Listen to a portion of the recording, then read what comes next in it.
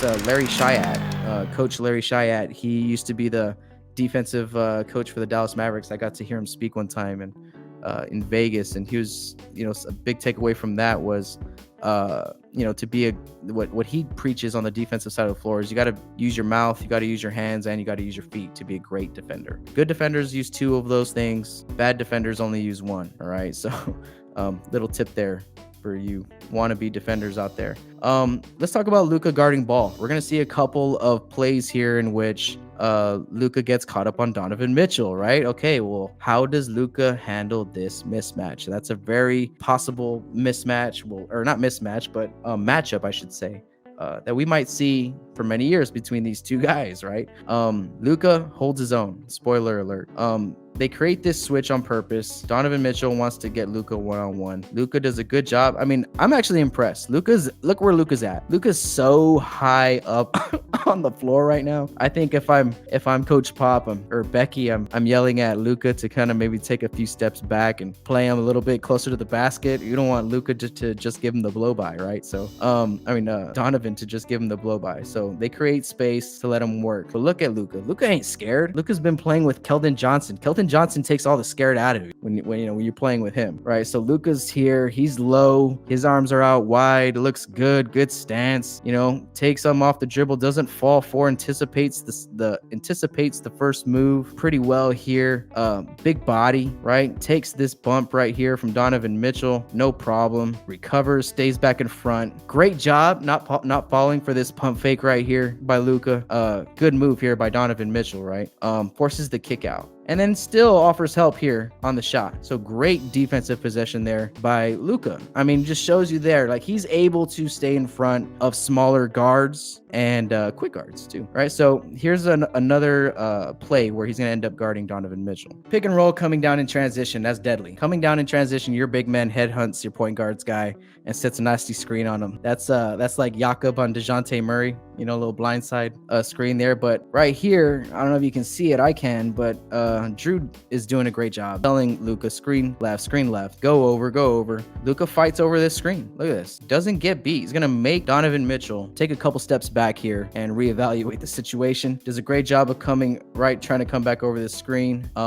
Switches right here with Drew Ebanks. And then, I don't know why, but the coach calls a timeout here. And like Donovan Mitchell was about to get this matchup with him and Drew. So Drew kind of gets bailed out there a little bit. But it's just good effort, good feat by Luka, staying in front of smaller guards. He's able to do it. He's quick, guys. He's quick. He's athletic. He's lightweight. He has bounce. Let's talk about this play right here where, it's going to be one of those instances where it's great defense, better row.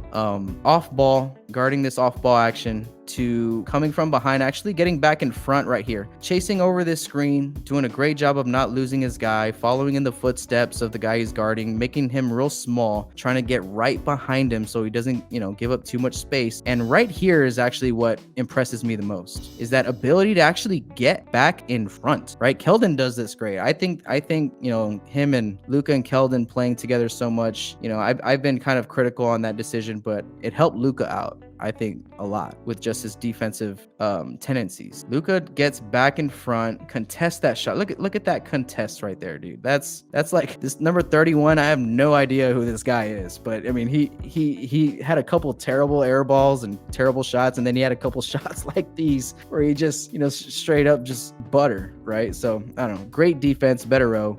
I'll take it. It looks great. If I'm watching this, I'm not mad at Luka for giving up that bucket, and guys, that's probably one of the only things that really he needed to work on coming in was his strength and his defense, right? I remember seeing him in Las Vegas, and let me tell you, he was not rotating anywhere near as fluid as he is now, right? Here's another job of him just guarding a guard, staying in front, picks up a foul here, I think. Oh, no, out of bounds. It just stays here. That's good defense. All right, here we go again. Luka being able to stay connected to a drive, contest, leave his guy, switch guys on that. Like, here's another great defensive effort that just leads to a bucket. And this happens quite a bit, but not his fault. You're gonna have those nights. But Drew Eubanks kind of gets a little wild on this contest here. Luka leaves his guy, which is that number 3 now over there, because who's the most important guy on the floor? It's the guy with the basketball, right? So Luka does a great job of picking him up, forcing the drive, Wild shot. This guy didn't even look at the rim till right here, so I don't know. Great defense, gets the lucky bounce, and it goes in. Great defense, though. You gotta love it. Here we go with Luka again, guarding on ball in the corner. Does a good job of staying with him, not getting beat, contesting the shot, and we're off and going. A lot of great footwork here. A lot of good repetition. You could tell that the footwork has been drilled in, right? It's like muscle memory now of how he should move, where he should move, and the biggest thing is just putting all this stuff together, right? Putting the communication together right there with him and Drew. Being able to stay low, stay in front, take a bump or two, and keep guarding and staying in the play. Being able to show proper help side awareness, right? So it's putting everything together. I have a little bit of clips here. I think I have like 3 or 4 clips here on a couple areas I think he can still improve on. And that is, one, strength. I think we all saw in the media day that he put on some size. In a play like this, kind of just gets tripped up, but can't give up buckets in transition. And it's kind of, the biggest area of improvement is transition for Luka Samanic, I want to say right now. If I'm just dissecting this one game, I'm dissecting that.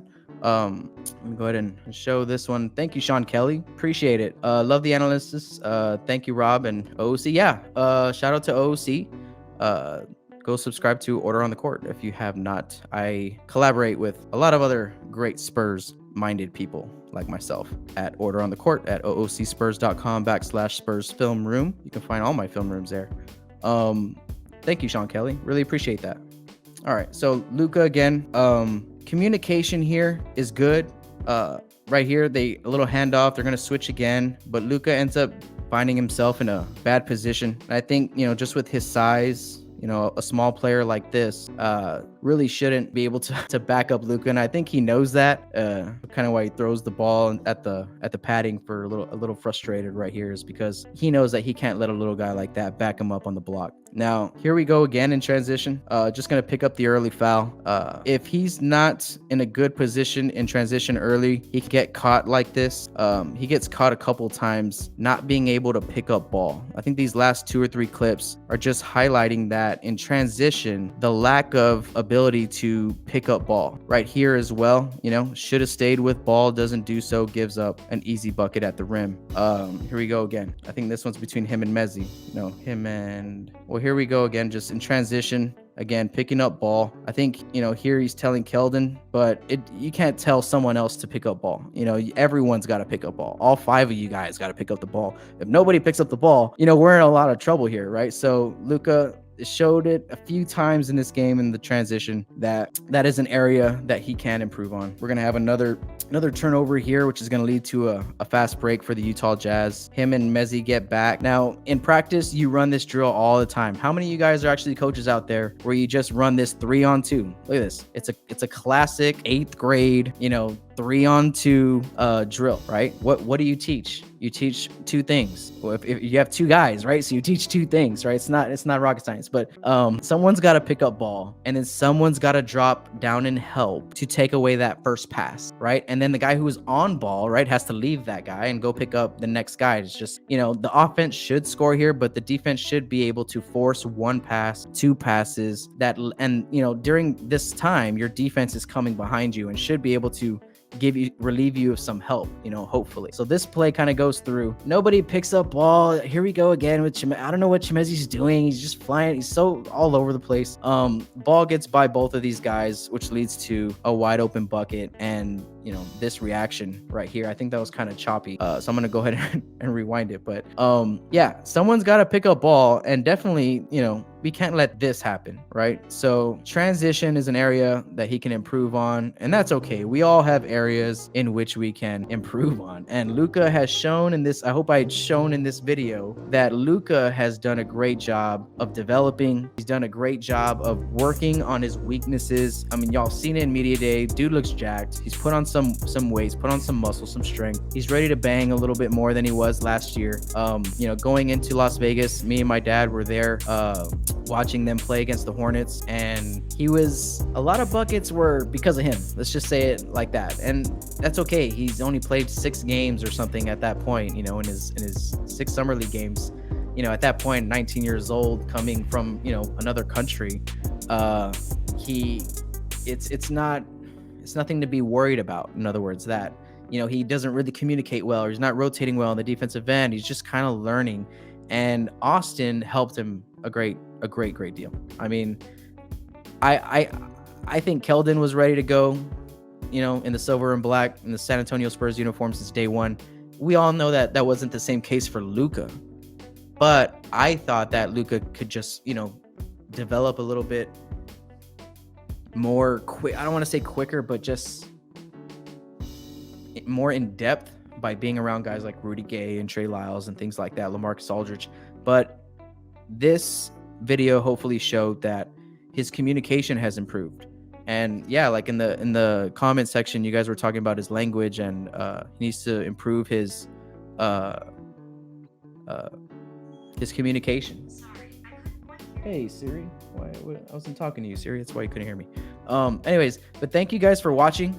Sean Kelly, thank you for the tip, guys. If you guys want to get your question and on screen, and we can talk about it, I'm going to be doing these live streams a little bit more often, these live breakdowns.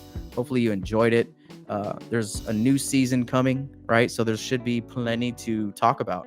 And, development of our young guys is one area in, that I can just talk about for hours, right? So looking forward to talking more about Luka Samanic, Keldon Johnson, Quindary, our Devin Vassell, or Samanic. I think I've been saying his name wrong. Samanic.